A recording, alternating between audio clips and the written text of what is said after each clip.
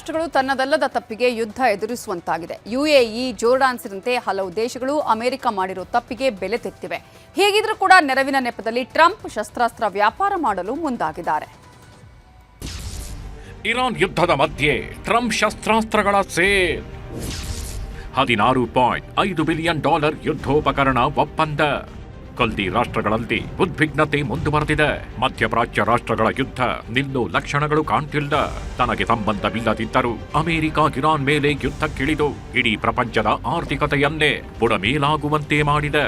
ಅಷ್ಟೇ ಅಲ್ಲ, ಯುದ್ಧಕ್ಕೂ ತಮಗೂ ಸಂಬಂಧವೇ ಇಲ್ಲದಿದ್ರು ಯುಎಇ ಮತ್ತು ಜೋರ್ಡಾನ್ನಂತಹ ದೇಶಗಳು ಇರಾನ್ ಕ್ಷಿಪಣಿ ದಾಳಿಯಿಂದ ತತ್ತರಿಸಿ ಹೋಗಿವೆ. ಅದರಲ್ಲೂ ಯುಎಇನ ದೊಡ್ಡ ದೊಡ್ಡ ಕಟ್ಟಡಗಳೇ ಇರಾನ್ನ ಕ್ಷಿಪಣಿ ಮತ್ತು ಡ್ರೋನ್ಗಳ ದಾಳಿಗೆ ತುತ್ತಾಗಿವೆ. ಹೀಗಿರುವಾಗ ಅಮೆರಿಕವು ಗಲ್ಫ್ ರಾಷ್ಟ್ರಗಳಿಗೆ ಶಸ್ತ್ರಾಸ್ತ್ರದ ನೆರವಿನ ನೆಪ ಹೇಳುತ್ತಾ ಭರ್ಜರಿ ಆದಾಯ ಮಾಡಿಕೊಂಡಿದೆ. ಯುದ್ಧದ ನಡುವೆಯೂ ಅಮೆರಿಕ ತನ್ನ ಆರ್ಥಿಕ ರಕ್ಷಣೆ ಬಲಗೊಳಿಸಿಕೊಳ್ಳಲು ಸರ್ವ ಪ್ರಯತ್ನ ಮಾಡುತ್ತಿದೆ. ಅಮೆರಿಕ ಮಧ್ಯಪ್ರಾಚ್ಯ ದೇಶಗಳೊಂದಿಗೆ ತುರ್ತು ವಿನಾಯಿತಿಗಳೊಂದಿಗೆ ಶಸ್ತ್ರಾಸ್ತ್ರಗಳ ಒಪ್ಪಂದ ಮಾಡಿಕೊಂಡಿದೆ. ಗಲ್ಫ್ ಮಿತ್ರ ರಾಷ್ಟ್ರಗಳ ಜೊತೆ $1,36,000 ಕೋಟಿ ಶಸ್ತ್ರಾಸ್ತ್ರಗಳ ಒಪ್ಪಂದಕ್ಕೆ ಸಹಿ ಹಾಕಿದೆ. ಯುಎಇ ಜೊತೆ $7 ಬಿಲಿಯನ್ ಮೌಲ್ಯದ ಶಸ್ತ್ರಾಸ್ತ್ರ ಒಪ್ಪಂದ. ಮಧ್ಯಪ್ರಾಚ್ಯ ಸಂಘರ್ಷದಲ್ಲಿ ಇರಾನ್ನಿಂದ ಹೆಚ್ಚು ಪೆಟ್ಟು ತಿನ್ನುತ್ತಿರೋ ದೇಶ ಯುಎಇ. ಹೀಗಾಗಿ ಈ ಒಪ್ಪಂದದಲ್ಲಿ ಸಿಂಹಪಾಲು ಶಸ್ತ್ರಾಸ್ತ್ರ ಪಡೆದಿದೆ. $7 ಬಿಲಿಯನ್ ಅಂದರೆ $58,000 ಕೋಟಿ ಮೊತ್ತದ ಶಸ್ತ್ರಾಸ್ತ್ರವನ್ನ ಖರೀದಿಸಲು ಅಮೆರಿಕ ಜೊತೆ ಒಪ್ಪಂದಕ್ಕೆ ಸಹಿ ಹಾಕಿದೆ. ಯುಎಇಗೆ ದೀರ್ಘ ಶ್ರೇಣಿಯ ರೇಡಾರ್ಗಳು, ಡ್ರೋನ್ ಪ್ರತಿಬಂಧಕ ವ್ಯವಸ್ಥೆಗಳು, 400 ಅಮ್ರಾಮ್ ಕ್ಷಿಪಣಿಗಳು, F-16 ಯುದ್ಧ ಸಾಮಗ್ರಿಗಳು ಮತ್ತು ಅಪ್ಗ್ರೇಡ್ಗಳನ್ನ ನೀಡಲು ಒಪ್ಪಂದವಾಗಿದೆ. ಕುವೈತ್ ಮತ್ತು ಜೋರ್ಡಾನ್ ದೇಶಗಳಿಗೂ ಶಸ್ತ್ರಾಸ್ತ್ರ ಪೂರೈಸುವ ಒಪ್ಪಂದ ಮಾಡಿಕೊಳ್ಳಲಾಗಿದ್ದು, ಕೆಳ ಹಂತದ ವಾಯು ಮತ್ತು ಕ್ಷಿಪಣಿ ರಕ್ಷಣಾ ವ್ಯವಸ್ಥೆ ಹಾಗೂ ಸೂಕ್ಷ್ಮ ಸಂವೇದಕ ರೇಡಾರ್ಗಳನ್ನು ನೀಡುವ ಒಪ್ಪಂದಕ್ಕೆ ಸಹಿ ಹಾಕಲಾಗಿದೆ. ಇದಕ್ಕಾಗಿ ಸುಮಾರು $70,000 ಕೋಟಿ ಒಪ್ಪಂದವಾಗಿದೆ. ಯುದ್ಧದ ನಡುವೆಯೇ ಶಸ್ತ್ರಾಸ್ತ್ರ ಮಾರಾಟಕ್ಕೆ ಮುಂದಾಗಿರುವ ಅಮೆರಿಕವು ಪ್ರಾದೇಶಿಕ ಸ್ಥಿರತೆಗಾಗಿ ಮಾರಾಟ ಎಂದು ಕಾರಣ ನೀಡಿದೆ.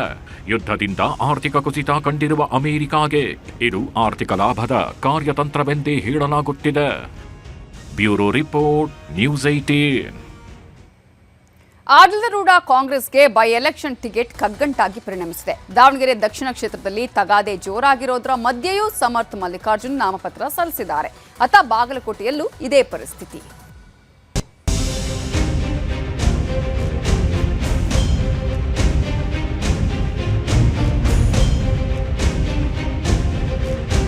ನಮ್ಮ ಪಾರ್ಟಿ ಕಾರ್ಯಕರ್ತರು, ಯುವಕರು ಎಲ್ಲರಿಗೂ ಕಾನ್ಫಿಡೆನ್ಸ್ ಐತಿ ನಮಗೆ ಸಿಗ್ತದೆ ಅಂತ. ಸ್ಟೇಟ್ ಗೌರ್ಮೆಂಟ್ ಮೇಲೆ, ಹೈಕಮಾಂಡ್ ಮೇಲೆ ನಮಗೆ ವಿಶ್ವಾಸ ಇದೆ. ಈಗ ನಾಮಪತ್ರವನ್ನು ಸಾಂಕೇತಿಕವಾಗಿ ನಾವು 5 ಜನ ಬಂದು ಈಗ ನಾಮಪತ್ರ ಸಲ್ಲಿಸಿದ್ದೀವಿ. ದಾವಣಗೆರೆಯಲ್ಲಿ ಬಿ ಫಾರ್ಮ್ ಇಲ್ಲದೆ ಅಭ್ಯರ್ಥಿಗಳ ನಾಮಪತ್ರ. ಸಮರ್ಥ ಬೆನ್ನಲ್ಲೇ ಅಖಾಡಕ್ಕಿಳಿದ ಮುಸ್ಲಿಂ ಅಭ್ಯರ್ಥಿ. ದಾವಣಗೆರೆ ದಕ್ಷಿಣ ಹಾಗೂ Bagalkot by election ticket final ಮಾಡುವ ಕಸರತ್ತು ಬೆಂಗಳೂರಿನಲ್ಲಿ ನಡೆಯುತ್ತಿದ್ರೆ, ಅತ್ತ ದಾವಣಗೆರೆಯಲ್ಲಿ ಕಾಂಗ್ರೆಸ್ ಟಿಕೆಟ್ ಆಕಾಂಕ್ಷಿಗಳು ನಾಮಪತ್ರ ಸಲ್ಲಿಸುವ ಮೂಲಕ ಉಮೇದುವಾರಿಕೆ ಸಲ್ಲಿಸಿದ್ದಾರೆ. ಶಾಮನೂರು ಶಿವಶಂಕರಪ್ಪನವರ ಮೊಮ್ಮಗ ಸಮರ್ಥ ಮಲ್ಲಿಕಾರ್ಜುನ್, ತಾಯಿ ಪ್ರಭಾ ಮಲ್ಲಿಕಾರ್ಜುನ್ ಜೊತೆ ಬಂದು ನಾಮಪತ್ರ ಸಲ್ಲಿಕೆ ಮಾಡಿದ್ದಾರೆ. ಬಹಳ ಒಳ್ಳೆಯ ದಿನ. ನಾವು ನಮ್ಮ ಪಾರ್ಟಿಯ ಕಾರ್ಯಕರ್ತರು, ಯುವಕರು, ಆಮೇಲೆ ಎಲ್ಲ ವರ್ಗದ ನಾಗರಿಕನ ಆಶೀರ್ವಾದ ಆಮೇಲೆ ಬೆಂಬಲ ಪಡ್ಕೊಂಡು ನಮ್ಮ ಅಜ್ಜರು ಶಾಮನೂರು ಶಿವಶಂಕರಪ್ಪ ಅವರು, ಆಮೇಲೆ ನಮ್ಮ ನಗರ ದೇವತೆ ದುರ್ಗಮ್ಮನ್ನ ಮನಸ್ಸಿನಲ್ಲಿ ಇಟ್ಕೊಂಡು ಇವತ್ತು ನಾಮಿನೇಷನ್ ಫೈಲ್ ಮಾಡಿದ್ರು. ಗುರುವಾರ ಯುಗಾದಿ ಹಬ್ಬದ ದಿನ ಸಮರ್ಥ ಹೆಸರಲ್ಲಿ ರಾಯರಿಗೆ ಆಪ್ತರು ವಿಶೇಷ ಪೂಜೆ ಸಲ್ಲಿಸಿದ್ರು. ಮಂತ್ರಾಕ್ಷತೆ ಕಳುಹಿಸಿದ ಸುಬುಧೇಂದ್ರ ತೀರ್ಥರು ಎಲ್ಲವೂ ಒಳ್ಳೆಯದೇ ಆಗುತ್ತದೆ ಎಂದು ಆಶೀರ್ವದಿಸಿದ್ದರು. ರಾಯರ ಪ್ರಸಾದ ಸ್ವೀಕರಿಸಿದ ಸಮರ್ಥ ಇಂದು ನಾಮಪತ್ರ ಸಲ್ಲಿಕೆ ಮಾಡಿದ್ದಾರೆ. ಇನ್ನೇನು ಬಿ ಫಾರ್ಮ್ ಬಂದ ಮೇಲೆ ಅಧಿಕೃತವಾಗಿ ಸೋಮವಾರ ಫೈಲ್ ಮಾಡ್ತಾ ಇದ್ದೀವಿ. ಹಿಂದೆ ಕೂಡ ಅಪ್ಪಾಜಿಯವರು ಫೈಲ್ ಮಾಡಿದ್ದಾರೆ ವಿದೌಟ್ ಬಿ ಫಾರ್ಮ್. ಯಾಕಂದರೆ ಜನರ ಬೆಂಬಲ ಅಷ್ಟಿದೆ, ನಿರೀಕ್ಷೆಗಳಿದ್ದಾವೆ. ಅಪ್ಪಾಜಿ ಮಾಡಿದಂಥ ಅಭಿವೃದ್ಧಿ ಕೆಲಸಗಳೇ ಒಂದು ರಕ್ಷಾ ಕವಚದ ರೀತಿಯಲ್ಲಿ ಅಪ್ಪಾಜಿ ನಮಗೆಲ್ಲ ಕೆಲಸ ಮಾಡ್ತಾ ಇದೆ. ದಾವಣಗೆರೆ ದಕ್ಷಿಣದಲ್ಲಿ ಮುಸ್ಲಿಂ ಮತದಾರರ ಸಂಖ್ಯೆ ಹೆಚ್ಚಾಗಿದೆ. ಅದು ಅಲ್ಲದೆ ಶಾಮನೂರು ಶಿವಶಂಕರಪ್ಪ ನನ್ನ ಬಳಿಕ ಮುಸ್ಲಿಮರಿಗೆ ಟಿಕೆಟ್ ಎಂದು ಭರವಸೆ ನೀಡಿದ್ದರು. ಅದರಂತೆ ಈ ಬಾರಿ ಕಾಂಗ್ರೆಸ್ ಟಿಕೆಟ್ ಮುಸ್ಲಿಮರಿಗೆ ನೀಡಬೇಕು ಎಂದು ಸಚಿವ ಜಮೀರ್ ಅಹ್ಮದ್ ಖಾನ್ ನೇತೃತ್ವದಲ್ಲಿ ಕಾಂಗ್ರೆಸ್ ಹೈಕಮಾಂಡ್ ಮೇಲೆ ಒತ್ತಡ ಹೇರುವ ಕೆಲಸ ಮಾಡಿತ್ತು. ಇದೀಗ ಟಿಕೆಟ್ ಘೋಷಣೆಗೂ ಮುನ್ನವೇ ಸಮರ್ಥ ಮಲ್ಲಿಕಾರ್ಜುನ್ ನಾಮಪತ್ರ ಸಲ್ಲಿಕೆ ಮಾಡಿದ ಬೆನ್ನಲ್ಲೇ ಕಾಂಗ್ರೆಸ್ ಹಿರಿಯ ಮುಖಂಡ ಸಾದಿಕ್ ಪೈಲ್ವಾನ್ ನಾಮಪತ್ರ ಸಲ್ಲಿಕೆ ಮಾಡಿದ್ದು ಕಾಂಗ್ರೆಸ್ ಬಿ ಫಾರಂ ಸಿಗುವ ನಂಬಿಕೆ ಇದೆ. ಹೀಗಾಗಿ ನಾಮಪತ್ರ ಸಲ್ಲಿಸಿದ್ದೇನೆ ಎಂದಿದ್ದಾರೆ.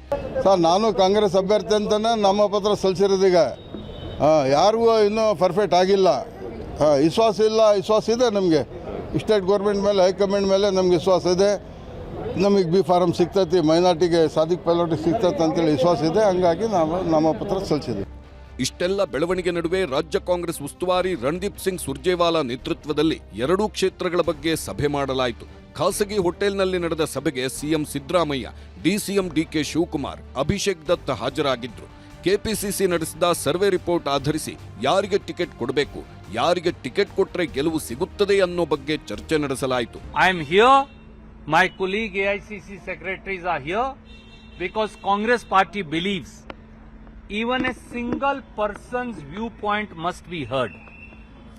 Every single Congress karyakarta, every single Congress leader has a right to express their aspiration, express their demand, express their hope, and then we decide as a family, and then we will work unitedly. KPCC ಕಚೇರಿಯಲ್ಲಿ ಮುಸ್ಲಿಮರ ಮನವೊಲಿಕೆ ಯತ್ನ. High command ನಾಯಕರ ನಿರ್ಧಾರಕ್ಕೆ ಬದ್ಧರಾಗೋಣ. ದಾವಣಗೆರೆ ದಕ್ಷಿಣ ಹಾಗೂ Bagalkot ticket ಗೊಂದಲ ಪರಿಹಾರಕ್ಕಾಗಿ KPCC Bharat Jodo ಭವನದಲ್ಲಿ ಸುರ್ಜೇವಾಲಾ ಸಭೆ ನಡೆಸಿದ್ರು. ಈ ಸಭೆಗೆ ಡಿಸಿಎಂ ಡಿಕೆ ಶಿವಕುಮಾರ್, ಸಚಿವರಾದ ಜಮೀರ್ ಅಹ್ಮದ್, ಮಧು ಬಂಗಾರಪ್ಪ, ಕೆಎಚ್ ಮುನಿಯಪ್ಪ, ಶರಣಪ್ರಕಾಶ್ ಪಾಟೀಲ್, ಈಶ್ವರ್ ಖಂಡ್ರೆ, ಆರ್ಬಿ ತಿಮ್ಮಾಪುರ, ರಹೀಂ ಖಾನ್, ತನ್ವೀರ್ ಸೇಠ್, ಸಲೀಂ ಅಹಮದ್, ಎಚ್ ಆಂಜನೇಯ, ಮಂಜುನಾಥ್ ಭಂಡಾರಿ ಜೊತೆಗೆ ಎರಡೂ ಕ್ಷೇತ್ರಗಳ ಮುಖಂಡರು ಭಾಗಿಯಾಗಿದ್ರು. ಸಭೆಯಲ್ಲಿ ಅಲ್ಪಸಂಖ್ಯಾತರ ಮನವೊಲಿಸಲು ಪ್ರಯತ್ನ ನಡೆದಿದ್ದು ಅಂತಿಮವಾಗಿ ಟಿಕೆಟ್ ಬಗ್ಗೆ ಹೈಕಮಾಂಡ್ ನಿರ್ಧರಿಸುತ್ತದೆ. ಹೈಕಮಾಂಡ್ ನಿರ್ಧಾರಕ್ಕೆ ನಾವೆಲ್ಲರೂ ಬದ್ಧರಾಗೋಣ ಅಂತ ಸುರ್ಜೇವಾಲಾ ಸಲಹೆ ನೀಡಿದ್ದಾರೆ ಎನ್ನಲಾಗಿದೆ. ಸಿಎಂ ಡಿಸಿಎಂ ಸಭೆಗೂ ಮುನ್ನ ಭಾರೀ ಲಾಬಿ. ಕೆಪಿಸಿಸಿ ಸಭೆಗೂ ಮುನ್ನ ಸುರ್ಜೇವಾಲಾ ಸಿಎಂ ಡಿಸಿಎಂ ಜೊತೆಗೆ ಸಭೆ ನಡೆಸಿದ್ರು. ಆ ಸಭೆಗೂ ಮೊದಲೇ ಸಮರ್ಥ ಪರವಾಗಿ ಸುರ್ಜೇವಾಲಾ ಭೇಟಿ ಮಾಡಿದ ಸಚಿವ ಎಸ್ ಮಲ್ಲಿಕಾರ್ಜುನ್ ಪುತ್ರನಿಗೆ ಟಿಕೆಟ್ ನೀಡುವಂತೆ ಮನವಿ ಮಾಡಿದ್ದಾರೆ. ಇನ್ನು ಸಮರ್ಥ ಪರವಾಗಿ ಸಚಿವ ಈಶ್ವರ್ ಖಂಡ್ರೆ ಕೂಡ ಬ್ಯಾಟಿಂಗ್ ಮಾಡಿದ್ದು ಏರ್ಪೋರ್ಟ್ನಿಂದ ಸುರ್ಜೇವಾಲಾ ಜೊತೆಗೆ ಬರುವಾಗ ಈಶ್ವರ್ ಖಂಡ್ರೆ ಬೇಡಿಕೆ ಇಟ್ಟಿದ್ದಾರೆ ಎನ್ನಲಾಗಿದೆ. ಟಿಕೆಟ್ ಹಂಚಿಕೆಗೆ ಭಾರೀ ಕಸರತ್ತು ನಡೆದಿದ್ರು ಇದೆಲ್ಲ ಸಾಮಾನ್ಯ ಎಂದಿದ್ದಾರೆ ಸಚಿವದ್ವಯರು. ಜನ ಯಾರಿಗೆ ಇವತ್ತು ಲೈಕ್ ಮಾಡ್ತಾರೆ, ಯಾರಿಗೆ ಅವರು ಬಯಸ್ತಾರೆ, ಕಾಂಗ್ರೆಸ್ ಕಾರ್ಯಕರ್ತರು, ಸಾರ್ವಜನಿಕರು, ಅವರಿಗೆ ಕಾಂಗ್ರೆಸ್ ಪಕ್ಷ ಅಭ್ಯರ್ಥಿಯನ್ನಾಗಿ ಆಯ್ಕೆ ಮಾಡ್ತದೆ. ಸ್ವಾಭಾವಿಕವಾಗಿ ಅಲ್ಲಿನೂ ಕೂಡ ತಪ್ಪಿಲ್ಲ. ಇವತ್ತು ಸಹ ಒಂದ್ ಕಡೆ ಶ್ಯಾಮ್ನವ್ರ ಕುಟುಂಬ, ನಾವು ಅವ್ರ ತಂದೆಯವರು ಅದನ್ನ ನೋಡ್ಕೊಂಡಿದ್ರು, ನಮ್ಗೆ ಕೊಡಬೇಕು ಅಂತ ಹೇಳಿ ಬೈ ಎಲೆಕ್ಷನ್ದಾಗ ಕೇಳುವಂತ ಸಹಜ. ಮೆಟೀರಿಯಲ್ ಕೊಡ್ತಾ ಇಲ್ವಾ ನಾವು, ಹಾಗೆ ಕೇಳ್ತಾರೆ. ಇನ್ನೊಂದು ಕಡೆ ಮೈನಾರಿಟೀಸ್ ಕೂಡ ಬಹಳಷ್ಟು ಜನ ಇದ್ದಾರೆ. ಜನಸಂಖ್ಯೆ ಇವತ್ತು ಮೈನಾರಿಟಿ ಜನಸಂಖ್ಯೆ ಕೂಡ 60-70 ಸಾವಿರ ವೋಟರ್ಸ್ ಅದರಲ್ಲಿ. ಅದನ್ನು ಅವರು ಕೂಡ ಸಹ ನಮಗೆ ಕೊಡಿ ಅಂತ ಕೇಳ್ತಾ ಇದ್ದಾರೆ. ಶಿವಶಂಕರಪ್ಪನವರು ಅವರು ತೀರ್ಕೊಂಡಿದ್ದ ಜಾಗ ಅದು. ಈಗ ಅವರ ಕುಟುಂಬಕ್ಕೆ ಕೊಡಬೇಕು ಅನ್ನೋದು ಸ್ವಾಭಾವಿಕವಾಗಿ ಅವ್ರು ಕೇಳ್ತಾರೆ. ಮತ್ತು ಅಲ್ಲಿ ಹೆಚ್ಚು ಮೈನಾರಿಟಿ ಇದ್ದಾರೆ ಅಂತೇಳಿ ಮೈನಾರಿಟಿಯವರು ಕೂಡ ನಮಗೆ ಕೊಡಿ ಅಂತ ಕೇಳ್ತಿದ್ದಾರೆ. ಅಂತಿಮವಾಗಿ PCC ಅವರು ತೀರ್ಮಾನ ಮಾಡ್ತಾರೆ. ಬಾಗಲಕೋಟೆ ಟಿಕೆಟ್ ಗೊಂದಲದ ಬಗ್ಗೆ ಬೆಂಗಳೂರಿನಲ್ಲಿ ಸಚಿವ ಆರ್ಬಿ ತಿಮ್ಮಾಪುರ್ ಮಾತನಾಡಿ, ಮುಖ್ಯಮಂತ್ರಿ, ಪಕ್ಷದ ಅಧ್ಯಕ್ಷರು ಚರ್ಚೆ ಮಾಡಿ ಅಂತಿಮ ತೀರ್ಮಾನ ಮಾಡ್ತಾರೆ ಎಂದಿದ್ದಾರೆ. ನಮ್ಮ ಮುಖ್ಯಮಂತ್ರಿಗಳು, ನಮ್ಮ ಅಧ್ಯಕ್ಷರು ಚರ್ಚೆ ಮಾಡಿ ಸುರ್ಜೇವಾಲಾ ಸಾಹೇಬ್ ಜೋಡಿ ಚರ್ಚೆ ಮಾಡ್ತಾರೆ. ಅದಕ್ಕೆ ಹೈಕಮಾಂಡ್ ಮುದ್ರೆ ಒತ್ತಬೇಕು. ನಮ್ಮ ಮಲ್ಲಿಕಾರ್ಜುನ್ ಸಾಹೇಬರು, ಖರ್ಗೆ ಸಾಹೇಬರು, ಅದು AICC ಅಧ್ಯಕ್ಷ ಮುದ್ರೆ ಒತ್ತಿದಾಗ ಮಾತ್ರ ಫೈನಲ್.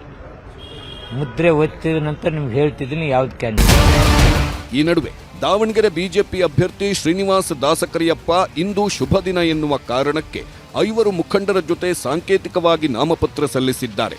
ಅತ್ತ ಬಾಗಲಕೋಟೆಯಲ್ಲೂ ಬಿಜೆಪಿ ಅಭ್ಯರ್ಥಿ ವೀರಣ್ಣ ಚರಂತಿಮಠ ಪತ್ನಿ ಸಮೇತರಾಗಿ ಆಗಮಿಸಿ ನಾಮಪತ್ರ ಸಲ್ಲಿಕೆ ಮಾಡಿದ್ದಾರೆ. ಕಳೆದ ಚುನಾವಣೆಯಲ್ಲಿ ಆಗಿರೋ ಸೋಲಿನ ಬಗ್ಗೆ ತಾವು ಪರಾಮರ್ಶೆ ಮಾಡಿರ್ತೀವಿ ಸರ್.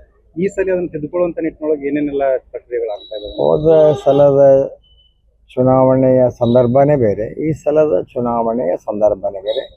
ಪ್ರತಿ ಒಂದು ಚುನಾವಣೆಗೆ ಮತ್ತೊಂದು ಚುನಾವಣೆಗೆ ಬೇರೆ ಬೇರೆ ಇರ್ತದೆ.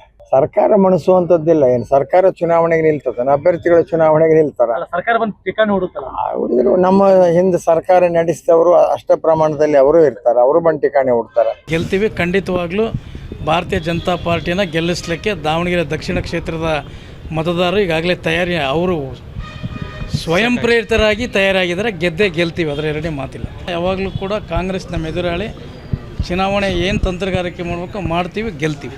ಹೊಸ ವರ್ಷ ಶಾಕಿಂಗ್ ನ್ಯೂಸ್. ಅಸಮಾಧಾನ ಅಲ್ಲ, ಮತ್ತೆ ಖಂಡಿತ ಅಸಮಾಧಾನ ಇಲ್ಲ, ಶಾಕಿಂಗ್ ನ್ಯೂಸೇ.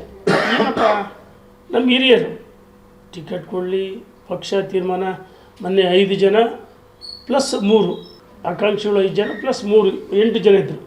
ಎಲ್ಲರೂ ಒಟ್ಟಾಗಿ ಚುನಾವಣೆ ಮಾಡ್ತೀವಿ ಅಂತ ಹೇಳಿದರು. ನಮ್ಮ ವರಿಷ್ಠರು ನಮ್ಮನ್ನೆಲ್ಲ ಕೂರಿಸಿ ಇಂಥವ್ರಿಗೆ ಕೊಡ್ತೀವಿ ಅಂತ ಹೇಳಿದರೆ ನಾವು ಸ್ವಾಗತ ಮಾಡ್ತೀವಿ. ಈಗಲೂ ಸ್ವಾಗತ ಮಾಡಿದ್ವಿ, ಒಟ್ಟಾಗಿ ಕೆಲಸ ಮಾಡ್ತೀವಿ. ಬಾಗಲಕೋಟೆ ಮತ್ತು ದಾವಣಗೆರೆ ದಕ್ಷಿಣ 2 ಉಪಚುನಾವಣೆಗಳು ಭಾರತೀಯ ಜನತಾ ಪಾರ್ಟಿಗೆ ಒಂದು ಸವಾಲು. ಈ ಸವಾಲನ್ನು ಸ್ವೀಕಾರ ಮಾಡಿ